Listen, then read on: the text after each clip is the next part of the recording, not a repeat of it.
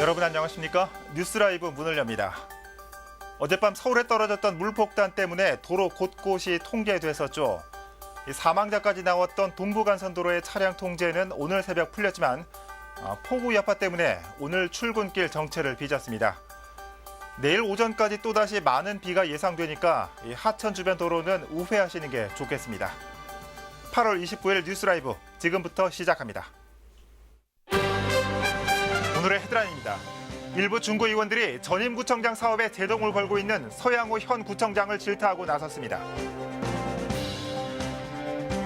2달 만에 정상화된 성북의회는 모처럼 의원들이 한자리에 모였습니다. 다음 달 10일까지 예산안 심사가 이루어집니다.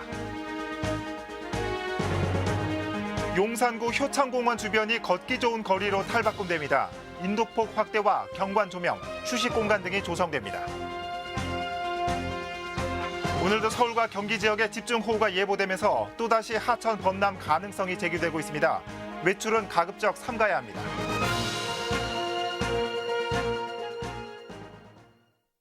오늘은 자치구의회 소식 먼저 전하겠습니다.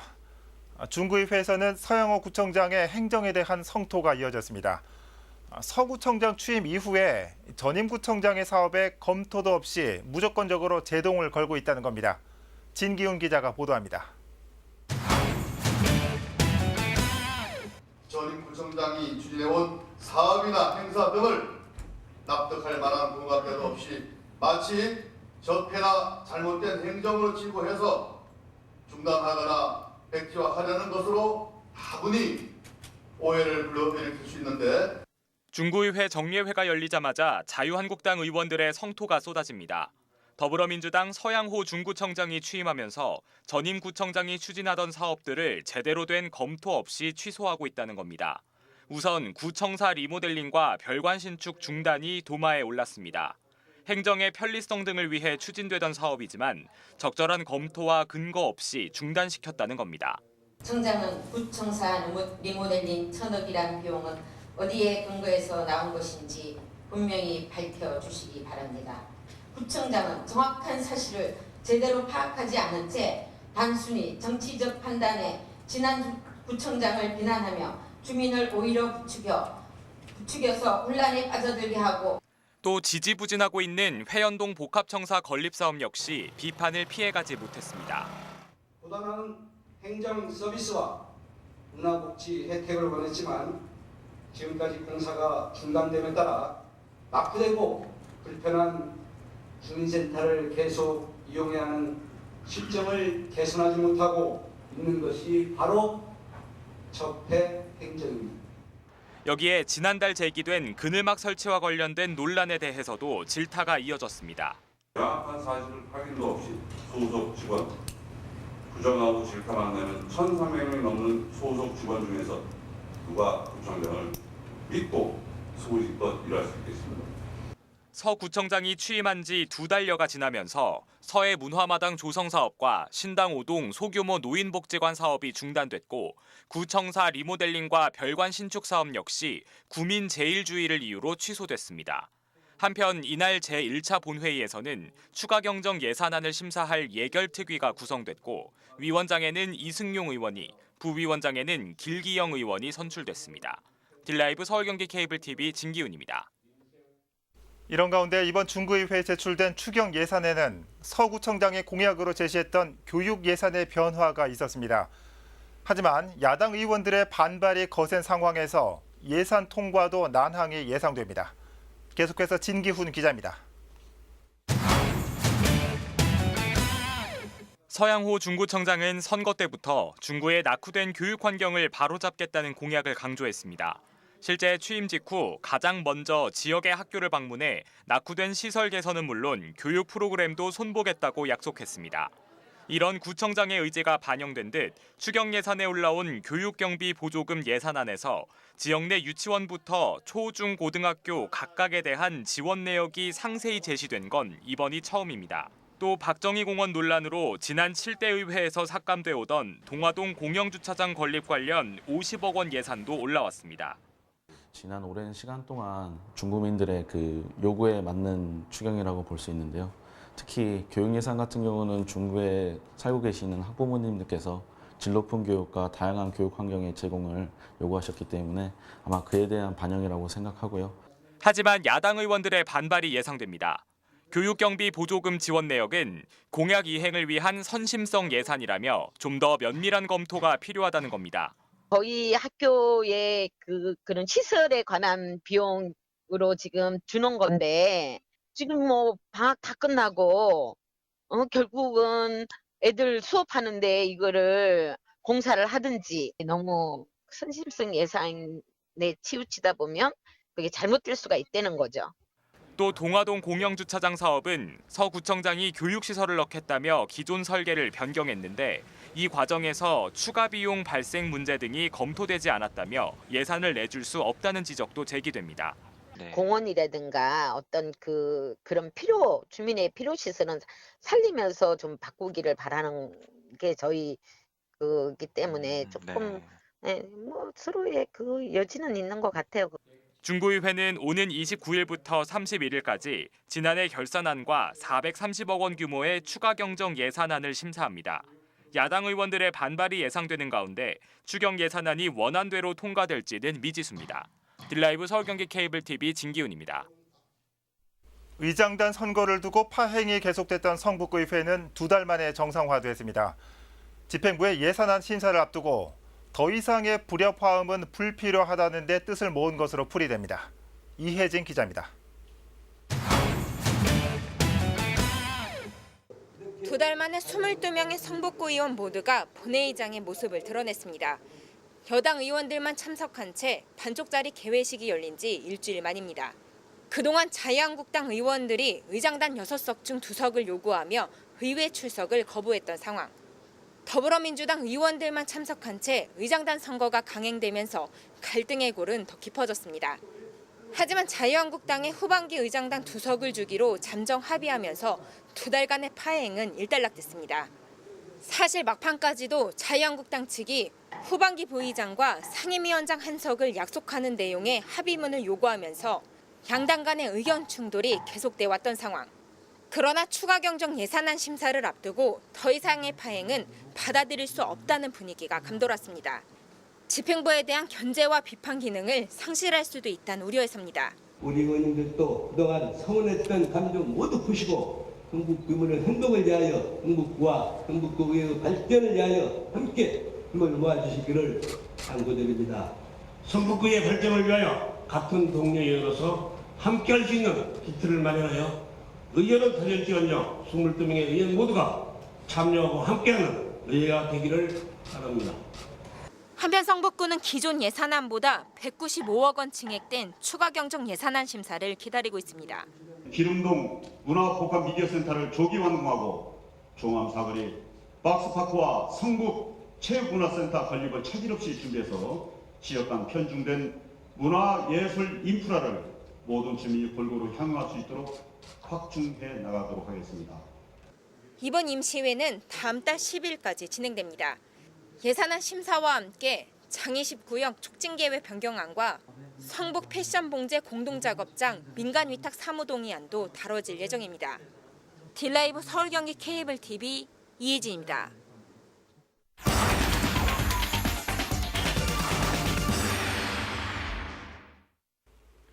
각 자치구별 기초의장을 만나보는 시간. 오늘은 중랑구 의회로 가봅니다. 지난 7대 의회 부의장을 지냈던 조희종 의원이 전반기 의장직을 맡게 됐습니다. 조희종 의장 연결해 의회 운영 방향에 대해서 들어보겠습니다. 의장님 안녕하십니까? 네, 안녕하십니까? 네, 8대 중랑구의회 전반기 의장이 되셨습니다. 먼저 소감 한 말씀 해주십시오. 네, 여러 가지로 부족한 저를 제3선에 당선시켜 주신 지역 주민 여러분들과 중랑구의 의장이라는 정책을 믿고 맡겨주신 동료 의원님들께 깊은 감사를 드립니다. 지난 8년간의 의정 활동을 계기로 해서 주민의 대변자로서 초심을 잃지 않고 중랑구의 발전과 국민의 복리 증진을 위해서 최선을 다하겠습니다. 네. 자, 이 과거 중랑구의회는 의장단과 원구성을 두고 이 정당 간 의견 조율이 쉽지 않았습니다. 하지만 이번 8대 의회에서는 상대적으로 매끄럽게 원구성을 마쳤다는 평가입니다. 어떻게 보시는지요? 네, 그동안 우리 의회와 집행부는 갈등도 많았고 의원들 상호 간에 정당 간에 의견 조율에 있어서 마찰도 많이 있었습니다. 그러나 이번에는 네. 우리 갈등과 마찰이 있을 때는 아마 그 피해는 고스란히 우리 주민들께로 돌아갑니다. 그래서 저의 방향은 갈등과 마찰을 없애기 위해서는 소통과 협치로 중점을 두고 있습니다. 그래서 이번에 여러 가지로 어려운 점도 있었습니다만은 의원들 간에 서로 소통하고 화합함으로써 상생의 의제를 만들고자 하는 저의 소견입니다. 그래서 아마 우리 동료 의원들께서도 저의 뜻을 공감을 하고 따라줬기 때문에 원만한 원 구성이 되었다고 생각을 합니다. 네. 최근에 중랑구의회 슬로건도 정해졌다고요? 소개 좀 해주실까요? 네, 이번 제8대 중랑구의회를 시작하면서 슬로건에 공모를 했습니다.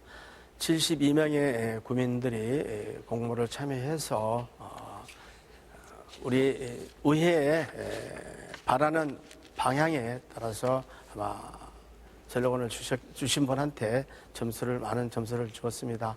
그래서 우리 의회 슬로건은 소통하는 바른 의정, 신뢰받는 중랑구 의회로 정했습니다. 특히 이번에 소통과 신뢰를 바탕으로 했기 때문에 그게 큰 점수를 얻은 것 같습니다. 네.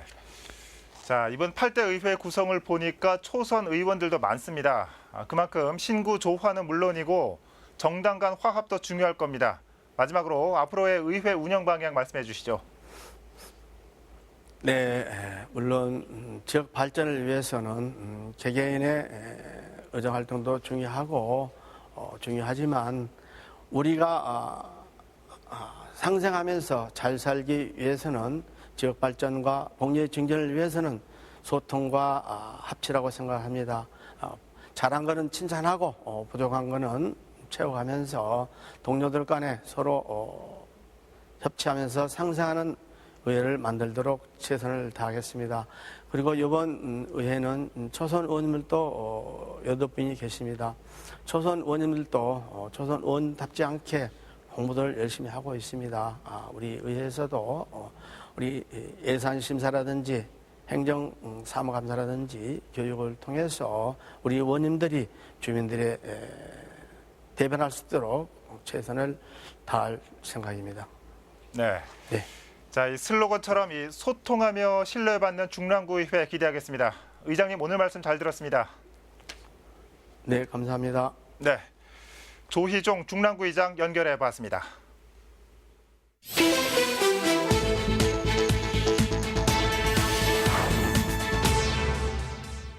서울 노원구 중랑천 아래 도로가 완전히 침수됐습니다. 잠수복을 입은 구조대원들이 물에 잠긴 차를 수색합니다. 어젯밤 9시쯤 갑작스런 폭우에 중랑천이 불어나면서 월릉교 및 동부 간선도로 의정부 방향 도로에 주차돼 있던 차량 5대가 물에 잠겼습니다. 이 사고로 49살 김모 씨가 실종됐다가 5시간 만에 숨진 채 발견됐고 다른 차에 갇혔던 60대 여성과 30대 남성은 무사히 구조됐습니다. 폭우로 인한 사고는 이어졌습니다. 어제 오후 5시 40분쯤에는 노원구 월계동의 우이천이 폭우에 불어나면서 산책로를 걷던 60대 여성이 고립됐다가 20여 분 만에 구조됐습니다. 뉴스라이브 사건 사고였습니다.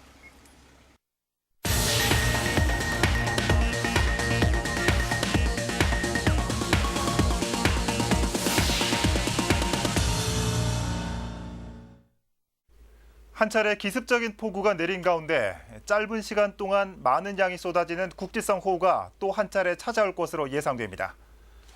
기상청에 따르면 서울 등 수도권 지역에 내일 오전까지 많은 비가 내릴 것으로 전망되고 있습니다. 수도권 예상 강수량은 80에서 150mm 정도입니다. 또 기상청은 비가 오는 지역에 돌풍을 동반한 천둥 번개가 치는 곳이 있어 안전사고와 시설물 관리에 유의해야 한다고 당부했습니다. 한편 괌 동쪽 부근 해상에서 발생한 제21호 태풍 제비는 아직 이동 경로를 예측하기 힘든 상황이라 우리나라에 영향을 줄지는 좀 더 지켜봐야 할 것으로 보입니다. 다음 소식입니다. 중랑구 면목동에는 출소자들이 함께 생활하는 갱생보호시설이 있습니다. 다만선교회라는 곳입니다. 하지만 오랜 세월 혐오시설로 낙인 찍혀 지역 주민들의 따가운 눈초리를 받고 있습니다. 수년째 이전 요구도 빗발치고 있는데 그들이 사회에 발 디딜 곳은 어딜까요? 김동훈 기자입니다. 중랑구 면목동의 다만선교회. 1985년 처음 출소자들의 자립을 돕기 위해 임석근 목사가 일군 공동체입니다. 10여 명으로 시작해 현재는 100여 명의 출소자들이 함께 생활하고 있습니다. 내가 살고자 하는데도 비빌 언덕이 없는 거야. 그래서 이제 시작한 것이 이 일을 시작해야겠다. 하지만 혐오시설이라는 이유로 지역에서 눈칫밥을 먹고 지낸 지 오래입니다. 1986년 터를 잡을 당시엔 주변에 아무것도 없다시피 했지만 아파트 단지가 생겨나면서 주민들의 이전 요구가 끊이지 않는 것입니다. 다 불어났지. 아무래도 그런 사람들이 많으니까 이전했으면 좋지. 당연하죠. 딸들 가진 엄마들은. 그리고 여자들은 아무래도 그렇죠. 편견은 아무래도 있죠. 다만선교회 측은 억울하다는 입장입니다. 다만선교회 내 출소자들이 지역에서 범죄를 저지른다거나 피해를 주는 일은 거의 없다는 이유에서입니다.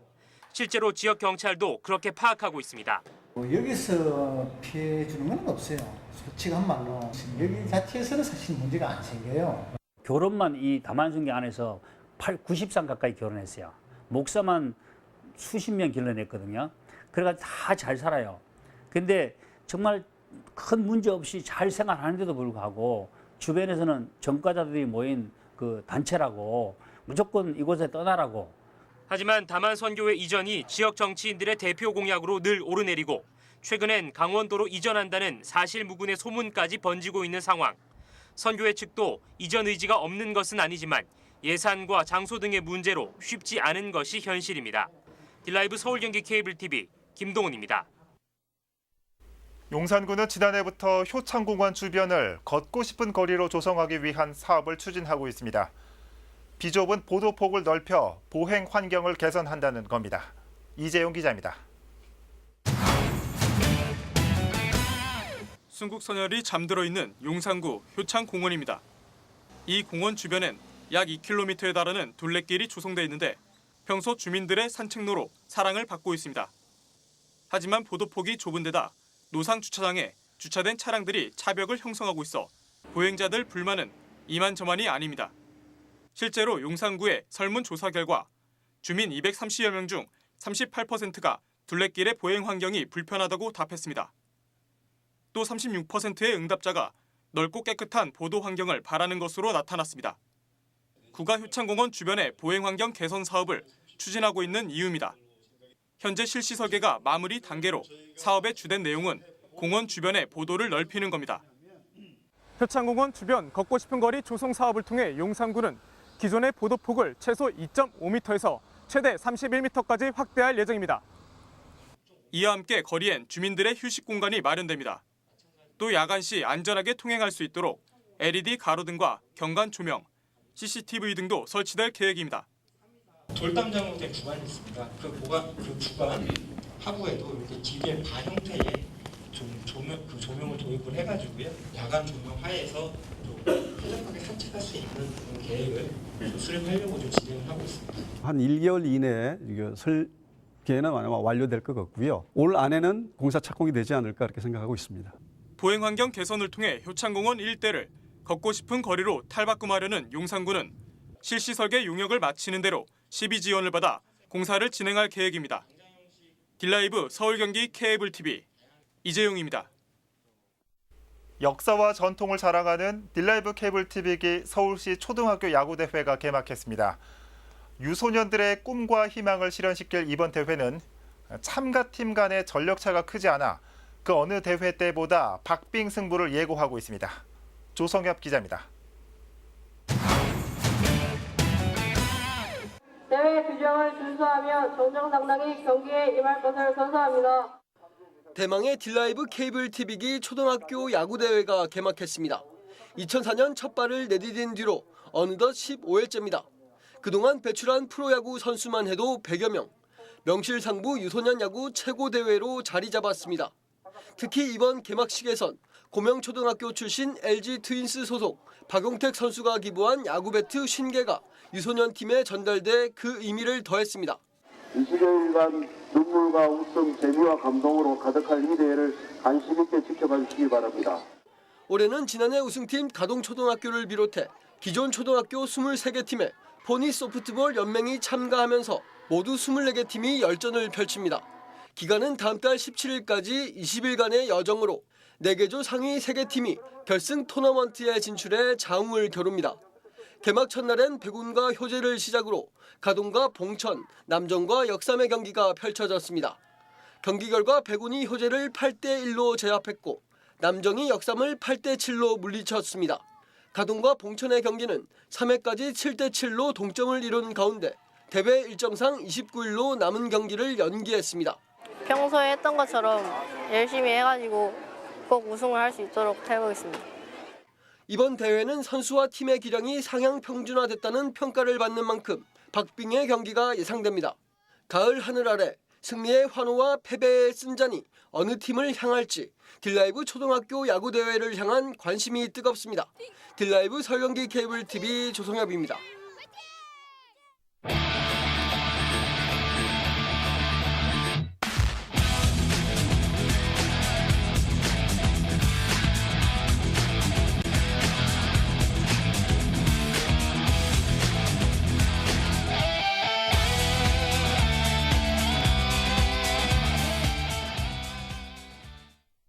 서울의 초중고생 학교 폭력이 다시 늘고 있습니다. 지난해보다 25%나 증가한 것으로 조사되는데 학교 안, 쉬는 시간, 언어 폭력이 많은 비중을 차지했습니다. 교육당국의 관리도 물론 중요하지만 가정에서도 매년 달라지는 입시 제도에만 촉각을 세워서는 안 될 것 같습니다. 뉴스라이브 마칩니다. 시청해 주셔서 고맙습니다.